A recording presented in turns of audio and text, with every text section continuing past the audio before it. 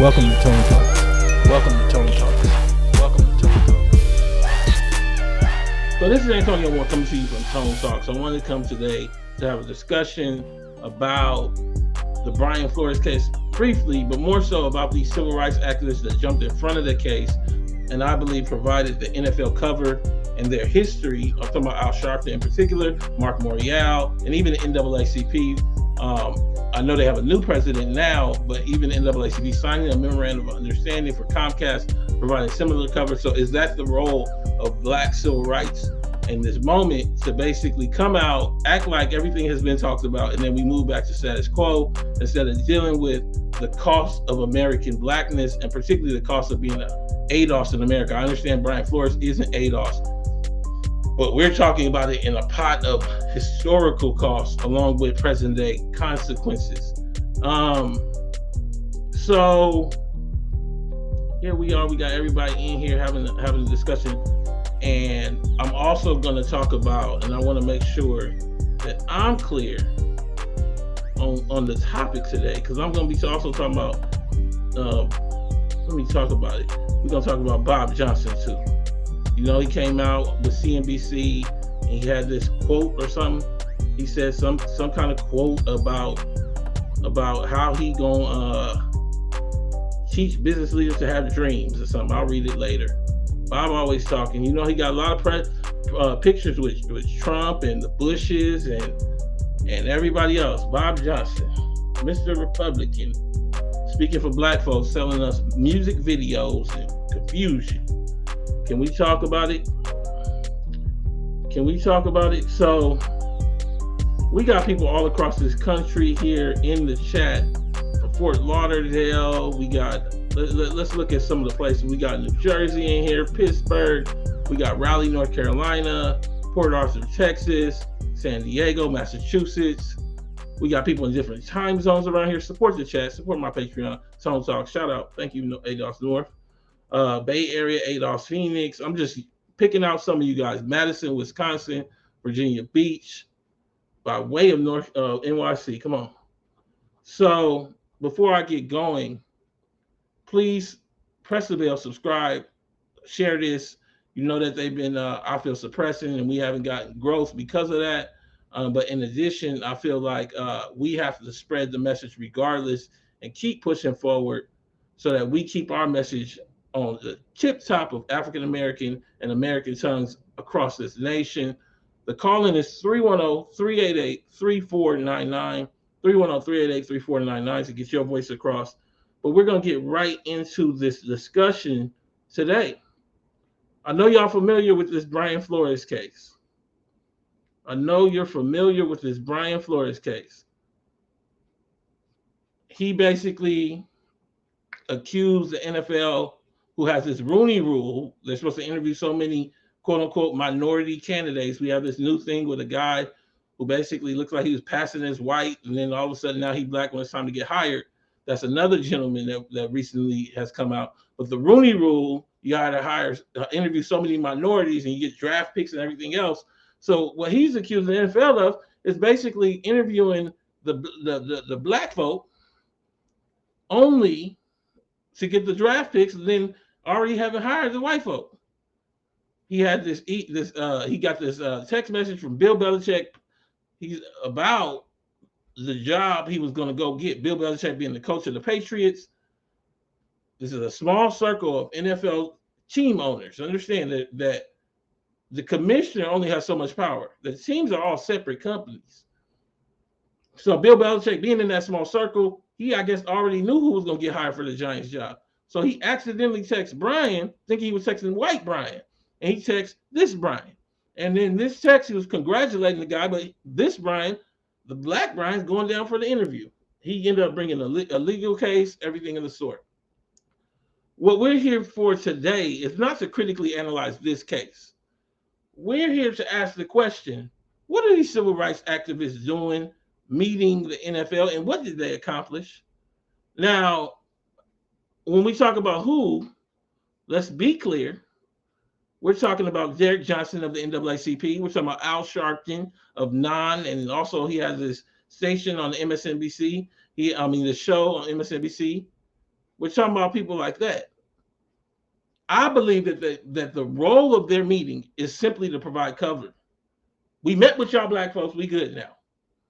We look back to the Comcast Memorandum of Understanding signed by Sharpton, Morial of the Urban League, and also the NAACP president at that time, basically giving Comcast cover so they don't have to actually give us access to have real cable networks. But now we have them meeting the NFL meeting these civil rights activists, but it's not the owners. They sent Goodell to go meet the same Goodell that used Jay-Z to cover up Kaepernick. Can we talk? Y'all remember when Jay-Z said, I don't need to kneel. It's not about kneeling no more. He's trying to curry favor with the commissioner to cover up Kaepernick. This is Kaepernick's girlfriend of the time, Nessa.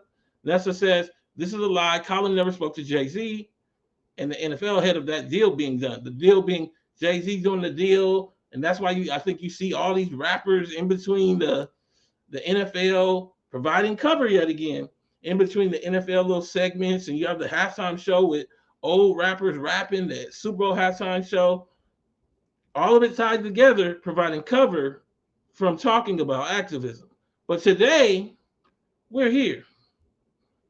Can we talk about this? Can we talk about this? We are here talking about this civil rights meeting, quote unquote. These are the same people who have said nothing about the Harvard retraction as Harvard smeared the American Descendants of Slavery movement, foundation, myself personally, and event, nothing. But they can take a meeting with the commissioners to curry favor and provide cover about this Rooney Rule stuff. In addition, what if he didn't need your meeting, his case? What if we just need you to be quiet and stop taking flights and sitting down for people that don't need you to sit down for them? If you allow Al Sharpton to step in front of your black politics, you will always end up with nothing more than a memorandum of understanding. Can I talk? And that memorandum of understanding is we need more black coaches. So instead of confronting his lawsuit, what do? They hire Lovey down in the Texans. Come on.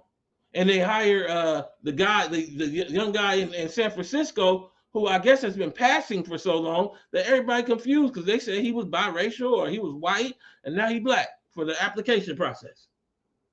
Can we talk? They filled your order, Al Sharpton, and now you will have your handout. But I need to have everybody understand, what does Al Sharpton's handout look like? Well, it looks like Al Sharpton getting $1 million in pay. There's many out there that will say, what's wrong with him getting $1 million? Well, this is not a business. This is a charity. But it's not just any charity. It's a charity for poor black folks where the donations received pay that salary. This ain't speaking fees. This ain't selling T-shirts. This is the charity money that the NFL or Comcast might give to that organization, reflecting all of the deaths and oppression and unemployment cases being then given out in salary to one man.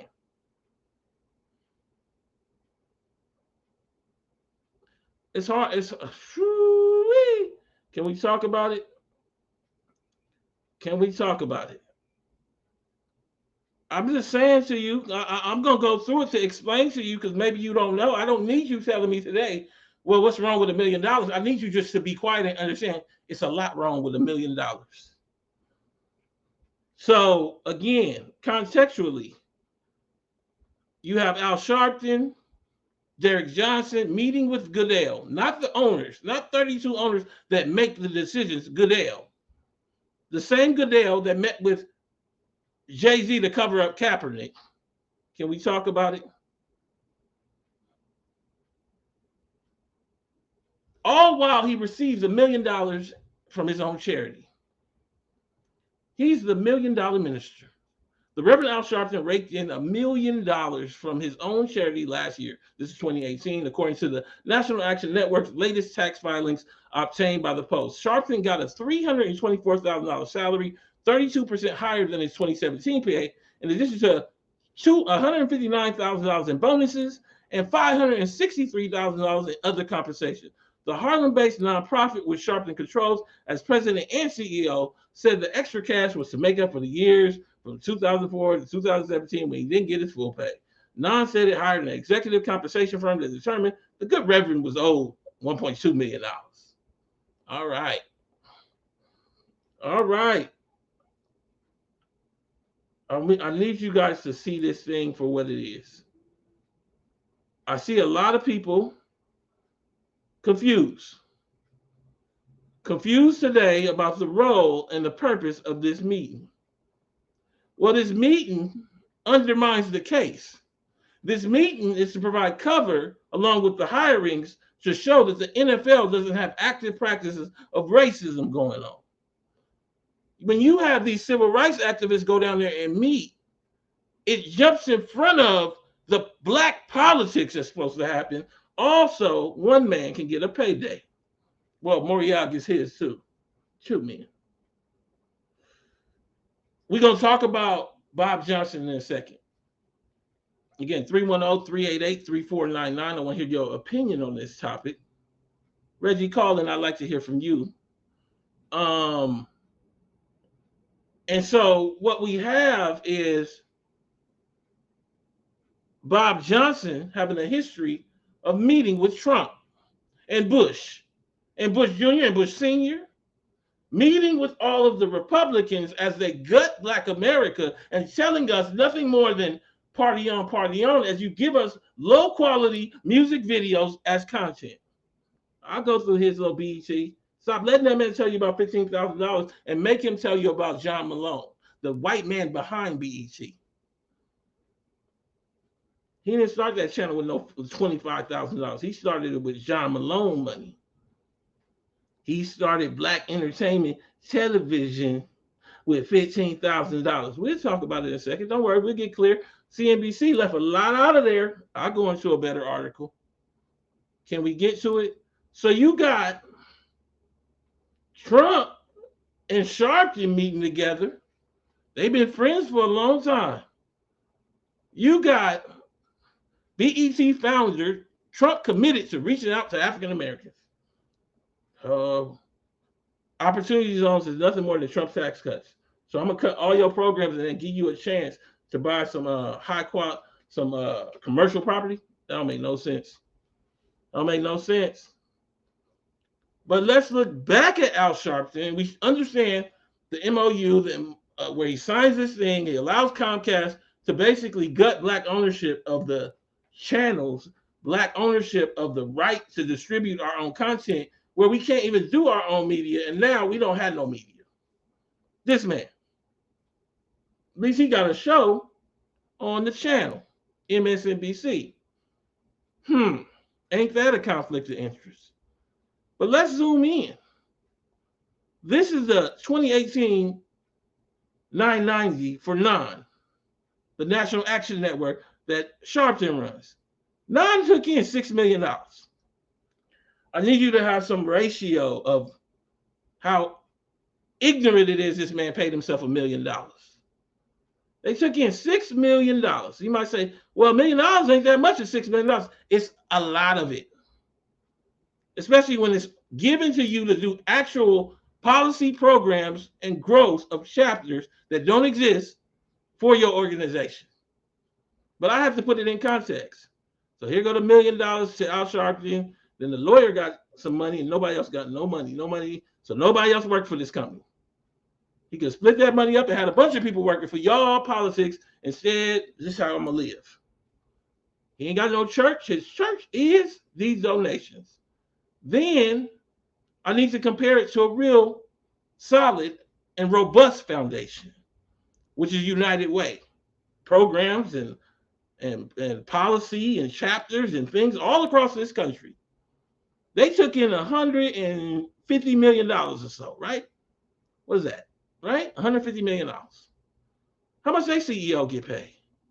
777 $1 million. So United Way, one of the big foundations, paid their CEO $1 million. But then they got other people in here, and then they got staff across the country.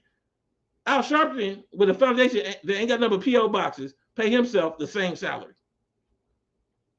We come all the way back to the top.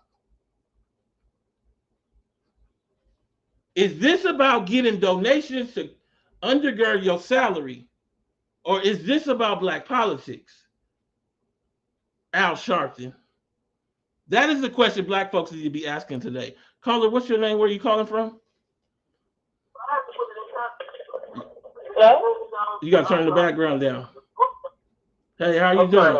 Caller, what's your name? Where you calling from?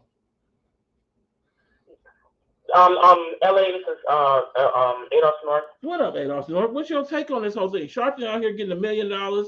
He's doing this meeting with the over the Rooney Rule. He didn't meet no owners. He just met the commissioner. You know who the commissioner is? He the one that can get you all of the. He can't do no hiring. He can't hire no coaches, get no jobs at the teams or nothing. But what he can do is make sure you get a donation from the NFL. What's your take on this thing? Oh boy. At the end of the day, first thing I'm going to say is I'm sick with Al Sharpton first and foremost. He just goes places where no one sent to him, but he comes. I'm trying to find out who appointed him the voice of Black America. I'm trying to find out when that happened because I don't remember it happening. I don't know if anybody else remembers that. Comcast did. Secondly, don't get me started about nonprofits. There was a caller that called into your show probably maybe about 2-3 weeks ago, something to that effect, and she basically stated the same thing that I have been saying for over 10 years, that nonprofits just need to be done away with, period, because you'll see this from state to state to state, that this particular grift that Al Sharpton has going on, that's what happens. You get these donations, you may get money from the government, let's say, for example, HUD or something like that, different, grants, and the money just disappears. It continues to happen. So, where's the oversight? Where's the accountability? Where's the jail time? Things of that nature. Let me read you this article and read it to everybody in the chat, and I'm gonna come right back to you. Goodell civil rights leaders meet over Rooney Rule. A group of civil rights leaders called for replacing the Rooney Rule in a meeting Monday with NFL Commissioner Roger Goodell, seeking specific recruiting and hiring procedures for NFL executive and coaching positions. They also sought meaningful consequences for teams that do not abide by the rules. Ain't no owners here, but it's the Goodell. And then you got them saying words like meaningful. Where do we see things like this? Oh, in the Comcast Memorandum of Understanding signed by Morial, the NAACP president at the time, and Sharpton. And as a result, what ended up happening is Comcast really, to my knowledge, didn't do nothing but make sure Sharpton got his TV show. National Urban League president and CEO Mark Morial, National Action Network founder President Al Sharpton, NAACP president and CEO Derek Johnson, and a few others requested the meeting after former Miami Dolphins coach Brian Flores accused the NFL of 3 teams, the Giants, Broncos, and Dolphins, of racial discrimination in a proposed class action last week. The Rooney Rule was established in 2003 and requires teams to interview candidates of color. Again, people of color. They didn't talk about changing that. They didn't ask for no specificity on the people of color to target ADOS. They went in there generic in, generic out. What do I mean? Generic who you can interview and generic on how you fix it. But make sure you give me my donation. Can we talk about it? However well-intentioned the effect of the Rooney Rule has been for team decision makers to regard interviews with candidates of color as an extreme. Again, candidates of color. That's not the way Latinos speak or Asians speak. They say Asian, or they say Latinos when they. But this must be the Urban League for ADOS people. Candidates of color is an extraneous step rather than an integral part of the hiring, Morial said. That's the Urban League president. The graduate situation is long past the crisis point. A lot of grandstanding. There were 3 black head coaches during the 2021 season, but Flores and Houston's David Culley were fired in January. Flores was replaced by McDaniel. So I don't see no answer. They walked out of there and they just grandstood, and then that's it. I bet. Let's see if they get a donation before they get an answer on this Rooney Rule. Give me anything you got to say about this whole thing after that. Listening to that, North. I mean, he's just like I said earlier. He's doing exactly what nonprofits have been in play to do. So far as ADOS is concerned, we're nothing more than the vehicle to get capital.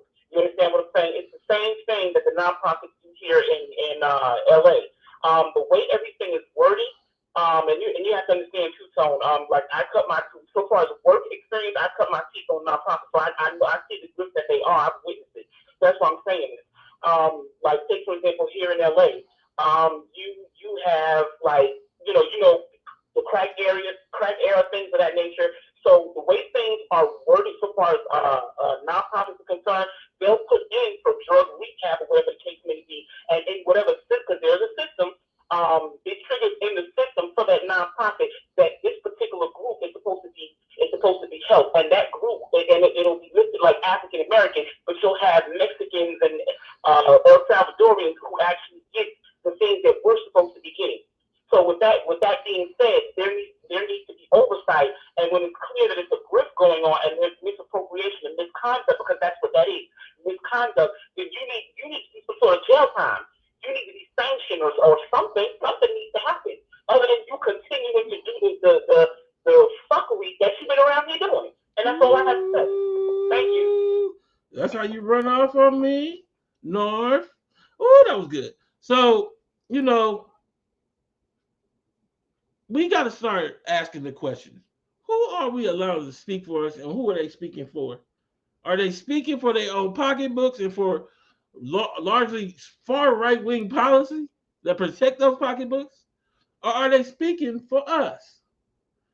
You got Rob Johnson, and I'll read it in a second, talking this black business nonsense. Black business. He believe in black business. You got Trump and Sharpton here, and you got much the same with your boy Bob Johnson. But before we get into Bob, let's finish up with Sharpton. Because the other thing that Sharpton was doing, and I don't want to hear nothing from y'all, I would do it for my family. This needs to be in the 990. So he puts himself down a salary, and then he won't put down from the 990. He don't put down his kids or whoever else. He give them contracts as contract workers, so it don't show up as zero, so we can't read it. Like it'd be like all Al Sharpton people getting money. So he give them their money the other way. How is this different? And I'll read it to you in a second than this. So you got BLM and you got Patrice Cullors doing Al Sharpton. She the Al Sharpton of today.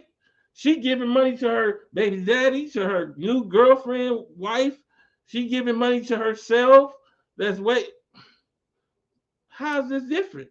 Reverend Al Sharpton paid his relatives $80,000 last year through his civil rights charity, the National Action Network tax filings reveal. The National Action Network's 2019 tax filing was obtained by the New York Post. It showed that founder Al Sharpton's 33-year-old daughter, Ashley, was paid $63,000 for social media and consulting work for non. Why we don't go get the best people? Now, I know everybody will say, well, he just hired his family. I'd love to see how many other contracts she got. Because when you pay somebody that amount of money, I would like to see their name, on the documents right next to yours, so we can see, this is all his family. This is him just using this, which isn't a business.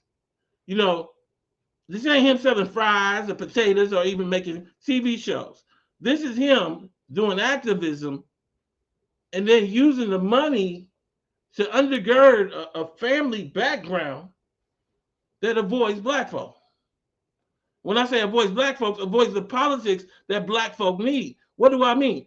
Roger Goodell did not deserve a meeting about the Brian Flores case without a full deliverable in that meeting. You guys are presenting to him the optics when he ain't delivered to you the finish to deserve the optics. See, you don't deserve this story until you done fix the problem. Y'all gave him everything he got, so he don't need to do nothing for this man. This man just finished. Brian Flores. But Sharpton might get a donation. The Reverend's niece, Nikki, 45, was paid $13,700 for a special event work for Nine. Sharpton's estranged wife, Kathy Jordan, received a $5,000 grant for a scholarship. His ex-wife got a scholarship for $5,000. The money doled out to Sharpton's relatives represented a tiny fraction of the $7.5 million Nine spent over the course of the year. As president of Nine, Sharpton was paid $327,000. Don't be forgetting he takes them bonuses, other compensation. 310-388-3499. Sounds a lot like the BLM mystery and where did the money go? So I just kind of wanted to hit this and not so much talk about the Brian Flores case, but talk about how the civil rights leaders jumped in front of a whole case that was ongoing, readjusting the optics as if the NFL was actually on a corrective path. So you couple their meeting with hiring one more black coach, and we ain't got to do nothing for this man. His case is frivolous. Oh, man. But this is the politics you get. This is the politics you get when you pay $1 million to this man.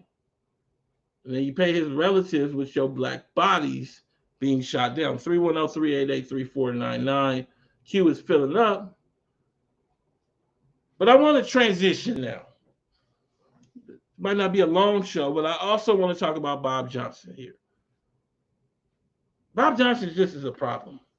We got to put it straight. We got reparations heated up. For those people that don't know, nobody was talking about reparations before me and Yvette made it a normal term to talk about it. Like, you had the Ta-Nehisi Coates piece, but it died down, and so like congressional support just disappeared. And then we basically we asked you guys that are listening right now, and some of you guys will remember, to go and do certain actions with your Congress members, and that led to a national discussion. He jumped out like he knew what he was talking about. He didn't know nothing about what he was talking about when he was talking about reparations. You can't expect a man who says this, let me go back, to know what he's talking about on reparations. Trump committed to reaching out to African Americans. I bet he is. Oh, man. I want to get into it. I'm going to get into Bob in a second. Let me take another caller. Caller, what's your name? Where you calling from?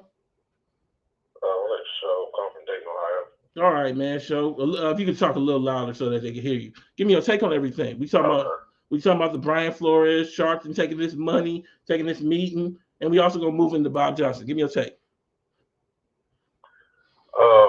Yeah, I mean, just like we said, it seems like we're just being sold out. Our cause is being taken on by these people who clearly just in it for themselves. From the last week's show with Patrice Cullors to Bob Johnson, Al Sharpton's been taking advantage of black trauma, black death for decades. So to me, it's just more of the same in regards to that. Let me ask you a question. What do you think particularly about them meeting with Goodell? Because as I understand it, each team has their own practices. Why, if the NFL was serious, they would already have there would have been negotiation, a suggested change to these rules, and then you can have a meeting if with all 32 team owners show up and we about to really settle this down. Don't it feel like they just meet to get a donation, or is it just me?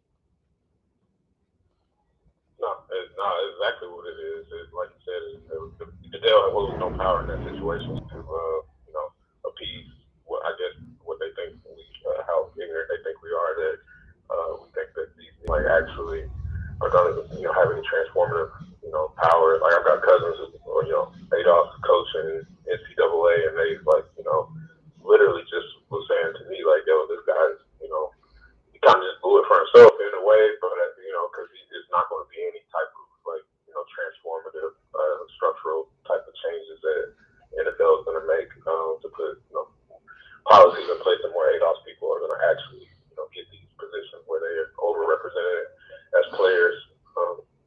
Yeah. I also had something else I wanted to. Go ahead. Is it in the topic of Bob Johnson and Sharpton? Because I just want to keep it in the lane of this topic. Oh, okay. No, this isn't. It's just something I wanted to say last week, but I can wait, or I can try to call back another week. All right, thank you, man. I'm sorry, I don't mean to be rude, man. I gotta keep the flow going, but man, I appreciate your take because it was a correct one, a powerful one. We got this article from Bob Johnson, the same Trump Bush picturing guy, billionaire man. Y'all love him because he started BET with $15,000. I would disagree. That's what started BET. What started BET is a white man named John Malone and him being in the right time in the right place and cheap content. Bunch of music videos. They were so bad that they give you the music videos top 10, then they bring out an artist and tell you that artist gets to host a show and give you their favorite top 10. Then at night they give you the night top 10. They ain't never give you no real shows. Then they give you old Good Times and old Jefferson re-licensed content. They never actually developed it like much. And so, as a result, they stunted the growth of black folk. Black business leaders advice for the next generation on overcoming racial and economic inequity. Now, we'll talk again. I don't think none of these people even understand the scale of it. White America now has over 127 trillion dollars in wealth. Let me see if I got the chart because I just, part of what happens is they just don't know nothing. Y'all be thinking that these people know a lot. They know this. They know how to stand up and stand next to Trump and give him a photo he don't deserve. But they know how to do this. Look at this. This is how that man made that channel. They now have $127 trillion. He don't know that. You can believe what you want. He don't know that. They interviewed a bunch of people. I don't think none of the people that they interviewed really understand this chart. You got to be honest with yourself. In the chat, how many of you guys have seen this before I showed it to you? This chart that shows wealth broken down by category and how little black folks have and how much white folks have. This isn't even over time. Over time, white America jumped from 25 trillion in 1990 to 127 trillion in 2022. Game over. You better figure it out and do some politics or your kids won't eat. I'm just telling you that's what's coming. I wrote The Rise of Legacy in 2013 to tell you, I guess you didn't care. It's okay. Your 24-year-old driving gig work, I don't know what you're going to do. You're going to wait till they get in an accident, get shot, get robbed, or we going to say something now? Can we talk about it? But let's look at this chart that I got up. All of black wealth is like $7 trillion. We got 20 million families. They got 83 million families, 1-to-4 ratio, and they have $127 trillion now. Focusing in on business, because that's what Bob Johnson talks. Business, just dream a lot. White America has $12.6 trillion in business wealth.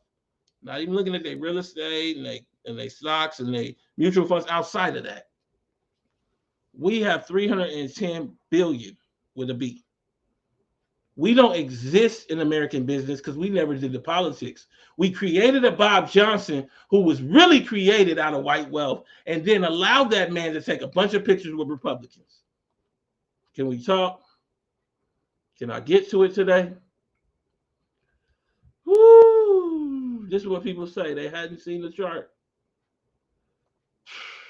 I'm just asking. Nobody has seen this chart. But I'll tell you this, Bob Johnson tried to jump out in front of reparations as if he's some genius. He ain't no genius. This man is a picture taker, an optics maker, just like Sharpton. He'll take as many pictures as he needs to curry favor. And all these people around him laughing as well. But that's okay. $1 billion bet. Rob Johnson. Y'all love this man. Without government intervention, disaggregation of ADOS and reparations accordingly, all the pie in the sky nonsense Bob Johnson is saying makes no sense. CNBC needs to stop letting Johnson talk to these people like it's 1980 without explaining it ain't 1980. What do I mean? Ray Diallo did this chart without the colors. One of the richest men in America. multi-billionaire. I took it and add color so you can actually see the problem you face. Again, this is before 2020, so it's crossed down. You don't even understand what the expression of gig work is for your children and for yourself. It means that like it's over. Like you know, if you can't give your kid 100,000, I mean, this is little money in America. I don't know why you talking about college and all that. 100,000. The reason I know you can't is because only 10% of black families, and I know this based on Federal Reserve data, are worth more than like 150. Only 10% of black families. Almost all retirees, that's all they worth is only 5% are worth more than 350. We don't exist in wealth because of people like Bob Johnson and Al Sharpton making sure that the mechanisms are in place so that ADOS cannot reflect to the sky and show ADOS people the truth of what's going on. Can we get to it? But you in here today, so I will reflect it for you. We're going to get right back to Bob. But I need you to understand this before I read what he told you in CNBC. When you look at these two lines, there's a green and a red line. It wasn't green and red before I wrote on it, but it's green and red now to really show it. It was like a dark red and a dark green with a zigzag. I need you to see it. The green line, share of U.S. wealth held by the top 0.1%. The red line is a share of U.S. wealth held by the bottom 90. There's still another section of white folks, like 8 million families, that are 9.9 in between these two groups. We are in the bottom half, almost our whole race of the 90. We're not even the top part of the 90. The reason why I know that is because the middle white family is only worth 150. So if only 10% of our families, almost all retirees, are worth 110 or more, that whole 90% is in the bottom half of America. So you got the dreams of the top part of America because Bob Johnson told you to. Because Al Sharpton said we got the politics for it. But you in the bottom half of the bottom 90, the red line. Now, all of that doesn't seem like you don't understand and see it when the red line is going up. Because that means that factory jobs buy homes. That means that people that come from sharecropping farms or small little towns can expand their wings and move into cities and all of a sudden look like they running businesses because government policy is expanding the share of wealth regular folks have. When you look at this, look at it. In the Depression, when everybody was starving, living on the riverbanks and all that, black folks living on the riverbanks, these lines were equal. People in the top 0.1 had the same amount of wealth as people in the bottom 90. All them people in the bottom 90 had the same amount of wealth as the few people in the top 0.1%. During your entire grandmama and mama's life, that shifted. What happened was because of government policy, the people in the top 0.1 got tax heavy, got labor policy. There wasn't no gig jobs. You had to employ people. It led to them people having less and less and less share of the wealth. So it ended up the top 0.1 only had like 5% of the wealth. Well, if you look at the red line, and there's a reason for this, slowly but surely, we both went from having 15% of the wealth, top 0.1, all people, bottom 90, all people in America, to the bottom 90 having about 34, 35% of the wealth. And the top 0.1 having 5 to 7%, 8% of the wealth. That means that life, that's why your grandmama has a house. That was the moment. That is why being boomer hooked is so exponentially valuable in this moment. Now let your grandma tell you about her giving money to her mama. Yeah, because you had everything. They had made a decision to give you money to give to your mama and make sure that your mama had health care and programs and everything else. They made sure you didn't have student loans. What happened is Bob Johnson exists right here. He is a creation and an invention, as is Al Sharpton, of this right wing, of this new model Democrat, of this move that avoided and broke up the quality of living that we was living on. So you look, Bob Johnson, Al Sharpton, right here, right around here. So they come about in the 80s, right around here. and they make sure that we start watching a lot of music videos. We start going to sleep. See, this is us going to sleep as we turn around this corner, and we lose more and more of our wealth because we are watching music videos. We still doing verses, and they got us in gig jobs. You up here watching Keisha Cole versus Monica. What is it? Monica versus Brandy. Man, if you don't get out of here with that, these people are fucking 30 years away from being popular. Your family can't eat, but you watching Snoop Dogg versus DMX. You doing rip to DMX, but your brother in jail for 25 years behind crack sentencing. Can we talk? Your whole psyche is a confusion. And that confusion is birthed out of who? Bob Johnson. I want to talk today. Y'all got me in my bag. Let me slow it down so y'all understand. How many of y'all grew up on these music videos? I don't want to hear nothing. Grew up on nonsense. Now you don't know why you can't stop watching verses because that's all you think is happy. You think watching people that had music 75 fucking years ago is good music. That ain't good. Swiss Beats be having it with, look it. Oh, man. Get out of here. They done programmed you for your own failure. You would eat your own tail if they put it on the plate. So Bob Johnson, in this Black business leaders' advice for the next generation on overcoming racial and economic inequity, again, we know that white folks now have $127 trillion.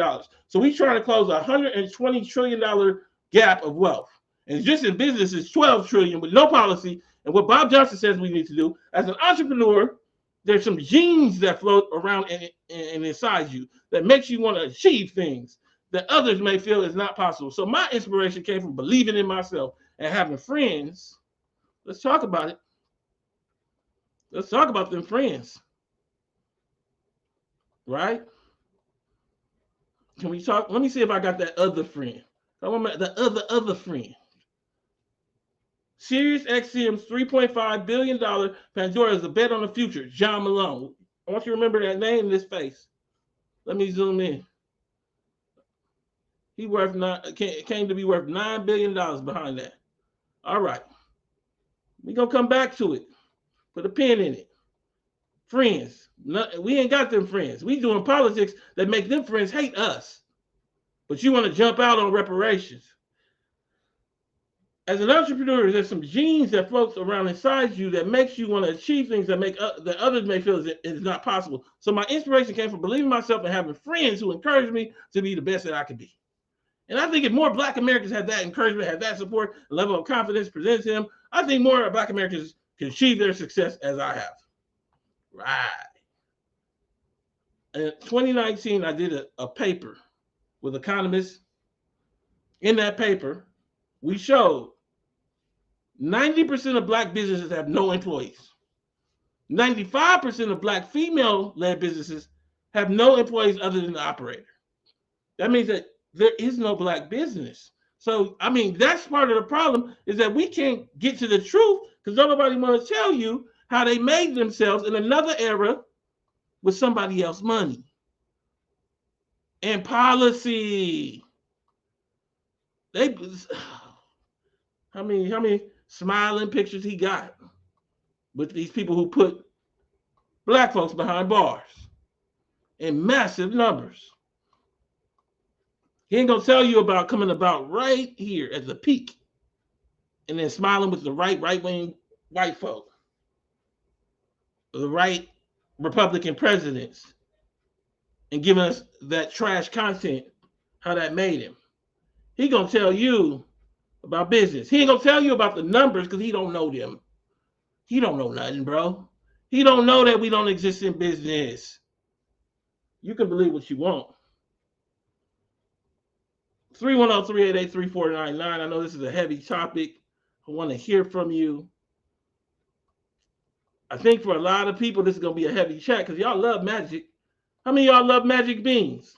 You built your life on it. You tell your kids they going to college, they 15 already, you ain't got nothing to say. You tell your wife everything going to be okay, you ain't got no life insurance. Ain't got no health insurance, ain't got no retirement. You let your mama who in the house tell you, your sister, your cousin that everybody gonna get the same 100% of the house. You ain't did no accounting, so magic beans look real to you. The problem is at some point you got to plant them and grow some food for that family. And that day is today. Bob Johnson said all you got to do is just make it and believe it and dream it and it's going to happen. What I say is the man don't know nothing about what he's talking about. Why black-owned businesses are struggling to stay afloat. February 21.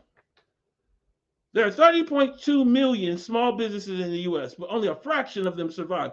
20% of small businesses fail by the first year, 30% by the second, 50% by the fifth, and by the 10th year, a staggering 70% of businesses have shut off their lights, and they're including white folks. Can we talk? Caller, what's your name and where you calling from? Caller, what's your name? Where you calling from? Hey, Tom. I was just calling back to see if I could chime in with what I was trying to tell you. Well, if it's about this part of the topic, you can. But we in the flow of the show. Is it about this? It is. All right, let me read the rest of this, and then I'm gonna let you come in. I don't have no problem. Call back if you want to. We a family. COVID-19 has exacerbated some of the issues facing the black community. African American entrepreneurs have had to close their doors at more than twice the rate of their white counterparts. Black-owned businesses declined by 41% between February and April 2020, compared with 17% decline among white-owned businesses. The killing of George Floyd by a white officer in May 2020 renewed interest in supporting economic advancement of African Americans. But after the surge, sales at many black-owned businesses plummeted. What do you think about this, where there is no black business wealth, and you got Bob Johnson telling us thinking and believing? Well, yeah, to respond to that, absolutely. I think that just the bootstrap fallacy, these millionaires and billionaires love to tell poor ADOS people that we can, achieve all these crazy things. But like you said, everything is about timing, it's about policy, and, it's about the wealth that we don't have. And the only thing I wanted to make sure I said was that, I'm from Dayton, Ohio, and about a week ago, a young man that was valedictorian in my high school, he was driving Lyft at 2 o'clock in the morning and was shot and killed. And this kid was coding in 5th grade, and he was brilliant. We thought he was gonna go work for NASA, and you're the only person that's ever connected that for me about gig work, about the failure of policy, and the lack of reparations, and why my valedictorian lost his life driving Lyft at 2 o'clock in the morning. So I just wanted to call, make sure I said that. This is the only platform I knew that I had to make sure I shared that story. Yeah, man, and I don't know if everybody understands. Look at this caller. We've talked about it. It's like it feels like it's a lonely road at times. I'll be honest, because when I say that, I mean this group is about to collapse, bro. Look at this. I mean, it's so weird. It's obvious to me. What number jumps out to me outside of just the low numbers or the black numbers? They put this Hispanic number next to the black number without giving you context that it shouldn't be there because we come from slaves, we built this country, and also you're not counting all the money in Mexico. But okay, focusing in on the white and the black number. Look at the pension number. Black wealth is almost half pension. You don't pass that on. You eat it whole. You leave your children nothing. So you're about to have a whole generation of black folks that went to college a little bit, half, or full, have all the student debt, have nothing, and then the old folks that didn't graduate from high school just gonna die off with their pension, and then we just left with the bag. Do you understand? That's what this shows. Regardless of all the policy that will make this happen faster, from the way that they allow dealerships to add markups to cars, they don't allow that in Canada. They can't add money to the MSRP in Canada. How many of y'all do that? They can't do that in Canada. For those people that went out and tried to buy cars, they adding $5,000 to $10,000 to the price of cars. You know why? Because white folks can pay. Because they are inheriting wealth and asking grandma at 45 and 50 years old, they're asking 65, 70-year-old grandma, give me the money from how you grew money over this period. Because while this is happening, you have the growth of a 9.9 as well. And you also have white people take off. And I'll let you go unless you want to say any last thing, because I got a full queue here. Oh no, that was it. I appreciate everything. No, let me say this, man. I appreciate you calling back to get that off your chest. I don't at all mean any disrespect when I say I'm trying to get in the flow of the show. It's just it fits better here if you think about it. Thank you so much, man. Woo! Let's take we got a whole queue. I'm gonna let people one by one come in here and get a piece. Caller, what's your name? Where you calling from? Yes, it's Mark again. Give me your take on it. Yes, this was the part that I actually wanted to comment on. Because when I was looking around and saw, the news, basically, it just pissed me off. Basically, I want to get to it like this. This man is talking, when we're talking about Bob Johnson, this man is talking about like he's still in our age category. He's talking like he's back in the 80s. And again, this is an issue that you see with boomers. You understand what I'm saying? But from me personally, nobody else may not feel like this, but from what I'm seeing, there are big problems. They are a big problem, and for the most part, they can just go sit down and they're not going to help. If you're not going to do anything politically, you can't tell people who are from 35 to 45 what to do, because you're not in that age range anymore. Your struggle is not the same struggle that you have right now. You understand what I'm saying? Yeah, so, well, they're gonna tell us. They're gonna tell us believe in magic. They're gonna tell us. What he said. Let me read it to you again. And I think if more Black Americans had that encouragement, had that support and level of confidence, I think more Black Americans achieve success. So he said he needs some good friends. So you need to go get you some of these friends. But then if you get pictured next to Trump, they gonna make you feel. You see, I can't come back from a picture next to Trump like this. But y'all allow this old man to. Y'all, I mean, is it the truth, North? What would happen to Adolf had I had this picture? If this was my face on this stupid picture right here, what would have happened? Exactly. Adolf, North, let me get to some more callers. I mean, I appreciate you calling back. I want to kind of thank you. Caller, what's your name? Where you calling from?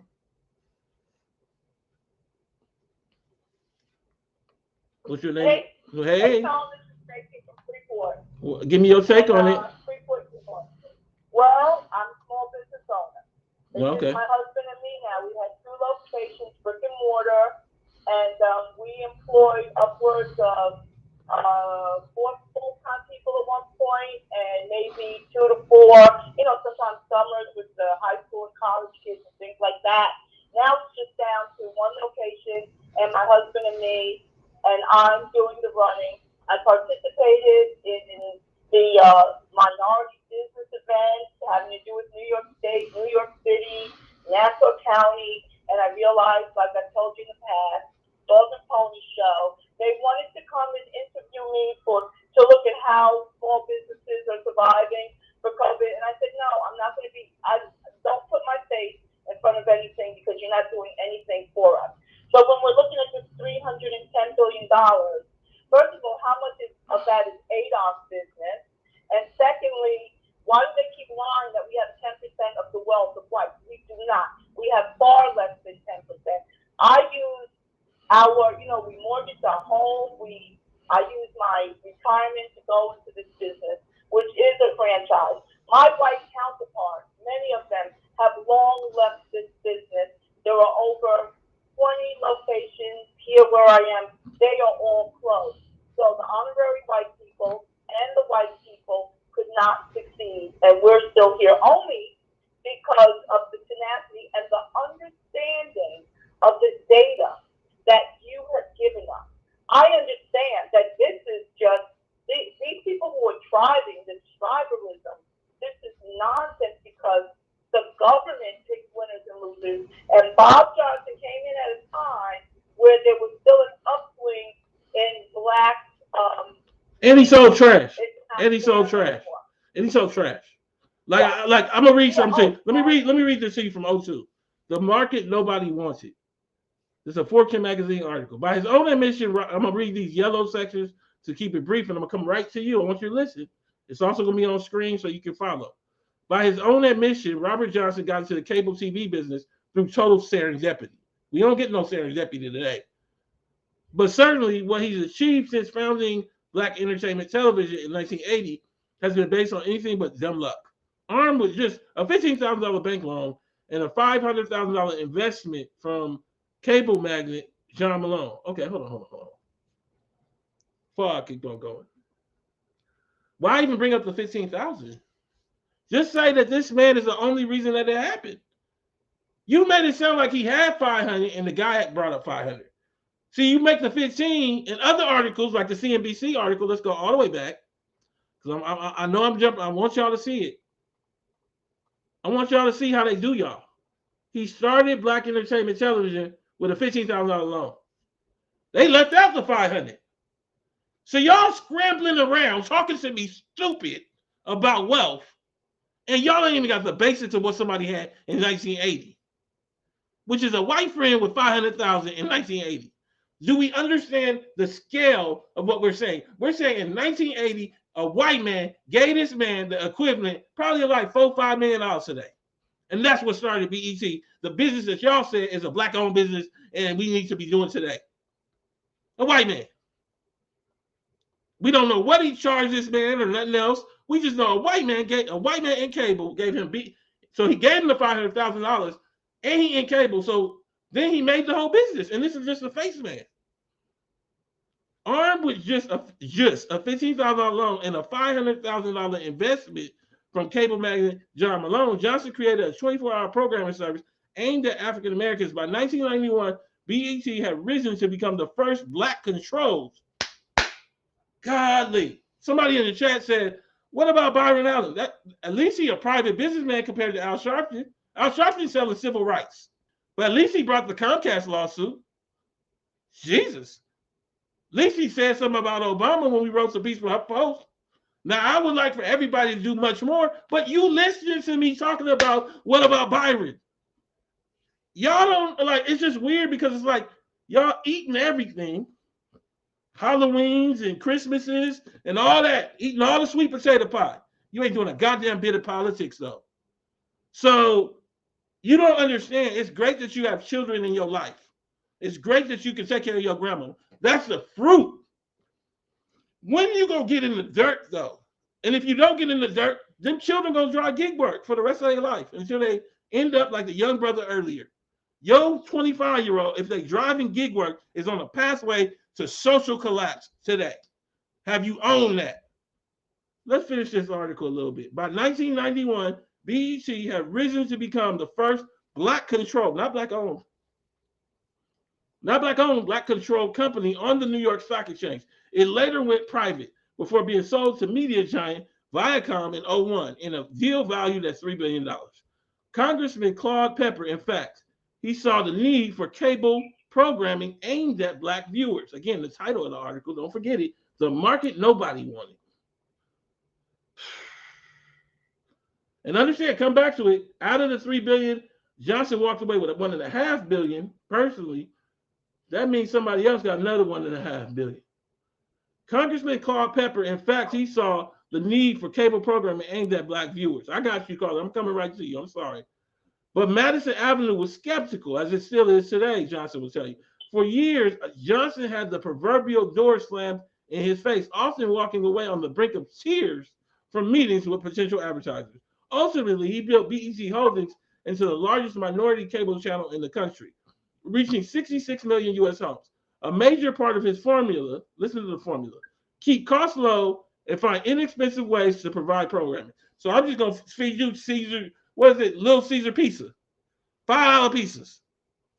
I ain't going to make no shows. Johnson mostly aired already produced music videos and reruns of sitcoms. That wasn't no TV station. It was a reruns of Jefferson's and old Monica videos. That ain't no TV station. Johnson mostly aired already produced music videos and the reruns of sitcoms such as the Jeffersons and the Bensons. He didn't, it would be fair to say, get a warm reception from critics who accused him, among other things, of aiming too low. But BET's audience loved the fare. Now 56, Johnson still runs BET. This is an older article based in DC. He doesn't anymore. Go ahead, caller. Give me your take, and then I'm going to read the rest of the article. Okay, Tom, thank you. First of all, I think never tolerated BET. I thought it was some of the most lowbrow, just we're more intelligent than that. I just couldn't understand how there were so many people into it, but you just, because you want to see yourself. I understand. To me, Bob Johnson is a total failure for ADOS, a total failure. He got wealthy after he sold to Viacom. He really got super wealthy after selling to Viacom. Al Sharpton needs to go. Bob Johnson needs to go. Anyone who read Making Hispanic and read that 4th chapter will see and understand how things are done.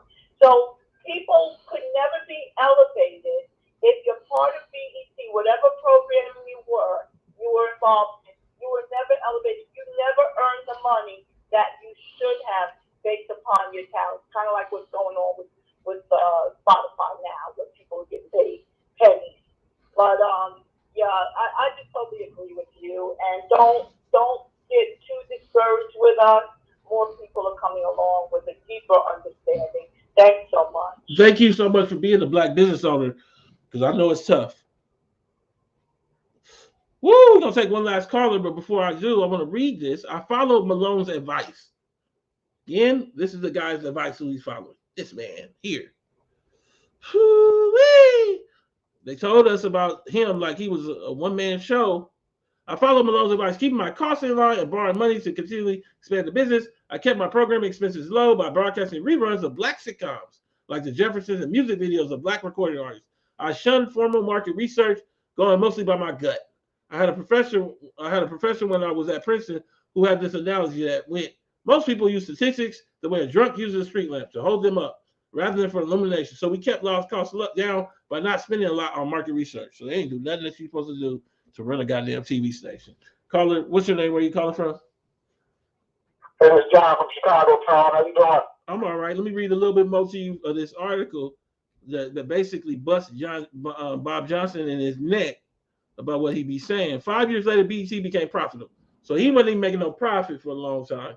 We did run losses for 5 years, but that was based on going to John Malone and the other investors at that time.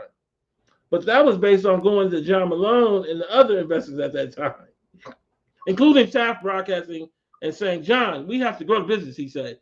What did you say you were going to do? I say, I'm going to do 800,000, he said. Yeah, you did. You did 850,000. So Malone would put more money into my business as debt, not as equity. So this man is the man behind BET, the real man. But they don't never show him. Even when you Google a picture for Bob Johnson with John Malone, you can't really find one. When CNBC talks about it years later, and this man's talking about goddamn magic, because they leave out all the money that came from John Malone. Caller, what do you think about this thing? Hey, maybe it explains why he sold it. Because he really didn't have a choice. Right. Malone was pulling the thing. No, we selling this joint. That's it. I done got all I can out of it, and that's it. So I loaned you money. You're going to be profitable, but we're going to sell this thing. He really didn't have, because as we read, John Malone was the real money behind this thing. Listen to this. Listen to this, caller. One thing I learned is that, and this is him talking, it's very important to seek out strong partners. Now, I want to link that back, because the point of this show isn't just an analysis of Bob Johnson in the historical sense. It's an analysis of the stupidity of him in the present sense. He just told you, so my inspiration came from believing in myself and having friends who encouraged me. There has been no policy to make sure that the governmental friend, which is reparative justice, is in your pocketbooks. But he gonna tell it to you about how you can achieve your success with no acknowledgement. You don't have a John Malone, and you ain't willing to do what John Malone say. So let's finish that last little section. I'm gonna come right to you, and we're gonna start moving towards the end. One thing I learned is that it's very important to seek out strong partners. Most minority companies grew up with 100% black ownership, particularly those that just targeted black communities. BET, from its inception,